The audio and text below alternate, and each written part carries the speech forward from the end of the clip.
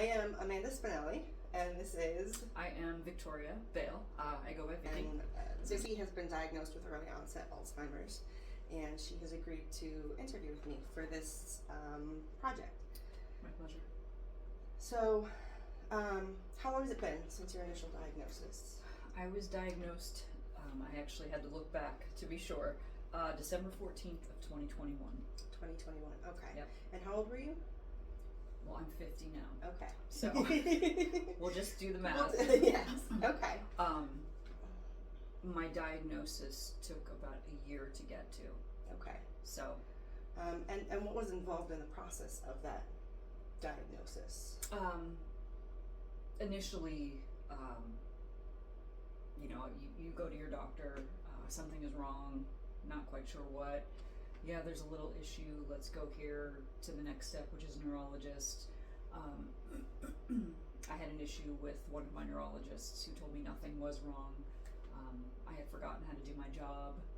I host Thanksgiving every year. I couldn't find the things in my own kitchen, my utensils and whatnot, and I knew something was off. So I have a neighbor that's also a neurologist, so I sought a different doctor. So it took about a year to get the full diagnosis. Okay, and what was involved in getting that diagnosis? I mean, I assume you had an MRI. Did they ever do a PET scan? I did not have. I don't think I've. I actually don't know if I've ever had a PET scan done, but MRI, some blood work, a lot of cognitive testing. Like I went to a specialist who did. I mean, there's general questions, and then there's like the super deep cognitive workup, which was like something that I've never experienced. Okay. And that's where it really showed my deficits. And I don't remember much of it. Like I remember being there, but the one thing that I do remember is them asking me some questions, and I was like, what are you talking about? They're like we had been talking about the same thing for like 15 minutes, and like it was gone. I had no idea. So like there was some big indicators there, but the final, excuse me, most definitive test, I had a spinal puncture done. Okay. Where they take a very small sample of spinal fluid, and that's where they look at, and they could see the plaques, like the plaque count and amyloids and all that kind of stuff. And that's the one that really, really showed what my numbers were. Okay, so that was when they got the definitive. Correct. So like there's clearly something wrong. Yes. But until they did the spinal puncture and got your plaque numbers, they couldn't say you have Alzheimer's. Correct. Until since your diagnosis, yes. What changes have you noticed in yourself? So that's like a deep question, because there's both changes in my brain, but also changes in how I've lived life. Okay. So it's been about 5 years now. Diagnosed in, what I say? You said December 2021. All right, so I've been living with the disease because it took about a year to get to my diagnosis. So I say it's been about 5 years. Okay. Since diagnosis. Physically, because I really committed myself to my health, I'm in better shape than I've been since I've been in like high school, and I'm 50. Okay. Cognitively, I have ups and downs. My attitude toward life has changed significantly, where I really recognized that I needed to just let things go and stop worrying about so much that I can't control, because worry really kind of hurts your body and brain, the stress. So I'm a lot more positive than I used to be, and I really try to find beauty and joy in even small things. Rest, a simple meal, just snow is beautiful, even though I don't want to drive in it. Yeah. But I really, I've become a much more positive person since that. So physically, emotionally, great. The cognitive stuff is an issue. I really, over the past probably 6 months, I've been on the struggle bus, and I recognize it when I mentioned it to my husband, he's like, "You're worrying about things too much. Don't focus on this." And that's his coping thing. I'm like, just hear me where I'm at. But I don't know. I think me keeping a positive attitude and not really dwelling on what I know is going to happen, and a little bit of what's happening now. I just want to focus on the good stuff. What medications are you on for? So there's 2 that treat symptoms. Honestly, they have names, but I know them what they read on my pill bottles. Memantine, oh gosh. And donepezil? Donepezil, yes. But I have been on Leqembi or lecanemab for, I think it's about 18 months now. Okay. Where every 2 weeks I go for an IV infusion. It's actually, I'm about to step back to once a month. Okay. They now have a self-injectable medication, which they've asked me twice if I want, but I decided I kind of want to stay with the IV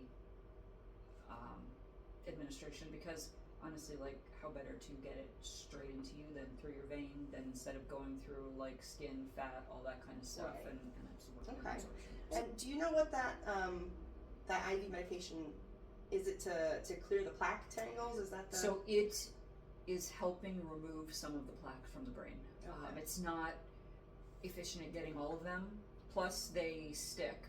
And that's also, I also go for regular MRIs. I think I have one coming up maybe tomorrow or next week, I don't know. But they have to check for brain bleeds, because sometimes when you're removing things, it can cause a microbleed. Okay. So I go for regular MRIs. You know, when I first started the medication, a lot of close monitoring with symptoms and stuff like that, but I had none, which I was really grateful for. Yeah. What has the doctor said your current progression, like, how are you doing? She thinks I'm doing great. Okay. She thinks I'm doing well. I voice my concerns to her often if I have them. She doesn't see me every day either, so she doesn't see ups and downs as much as my husband does, or my kids that I talk to. Right. You know, oh hey, how's things? What'd you do this week? 2 days later, oh hey, how's things? What'd you do this week? Repetitive stuff. Right. Okay. So what other things besides the medications? What do you do to manage your symptoms? What kind of things help keep you independent?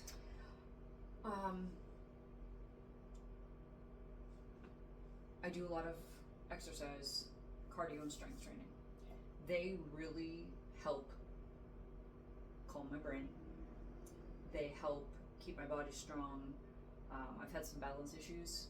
Okay. I've always had a little vertigo-ish stuff throughout my life, Mm-hmm. and knock on wood, God, that's the worst. I would take this over that. It's awful, vertigo when I get it. But I've never been the most graceful person, so I've just noticed like little things where I just kind of lose my balance. So the strength really helps me manage my control of my body better. Okay. Strength and cardio. I also utilize my phone. I text myself things. I put everything on my calendar, and I always have my phone on me, so I have that digital thing of reminders. Okay. What resources have been out there for you besides your doctor? You're a neurologist. So once I got diagnosed, I wasn't quite sure how I was going to tell people. I mean, in the age of social media. So I looked up the Alzheimer's Association, and they run 2 major fundraisers a year. One is the Walk to End Alzheimer's, and the other is the Longest Day, which is the longest day of the year. I say it's on the summer solstice. Yes. Yeah. And so it was December-ish when I was diagnosed, so I decided to share my story for like a Longest Day campaign. I logged on, created an account, and I was like, hey everyone, here's this news. And like I just kind of talked about my journey, about forgetting things, and then my diagnosis, and I shared it. And within like 48 hours, oh my goodness, like thousands of dollars were raised. And the people at the Alzheimer's Association were like, who in the heck is this person, and where did they come from, and like, what? So they reached out to me. And got to meet some folks, got more involved with them, and now I serve on the Pennsylvania board with them. But the reason I'm saying all that to get to your point is the Alzheimer's Association is nothing short of remarkable. Between the support that they have a 24-hour number with health professionals standing by. Their online resources are phenomenal. They are. I've been looking at them. I sound like I'm a commercial for them, but no, they are phenomenal though. So involved, and I do a lot of public speaking for them now. So I always have all kinds of swag that I have with me, and symptom checker, resources, family resources, like just invaluable. And invaluable it's not just for Alzheimer's. It's for Alzheimer's and all forms of dementia. Yes. That was one of the things that surprised me looking at that website. Yep. After you told me about it, I was like, oh, it really is for all forms of dementia. Because it's umbrella. I mean, it's dementia, and then what causes the dementia, and Alzheimer's. There's different types of things. Yeah. So it interests me how much is still not known. And how many different theories there are with current studies and it's huge. It is, yes. It's one of the leading research topics right now in science and medicine. Yes. All right. Well, Vicki, thank you for your time. Thank you for sharing your story with us. My pleasure. I appreciate your willingness. Always. Anytime.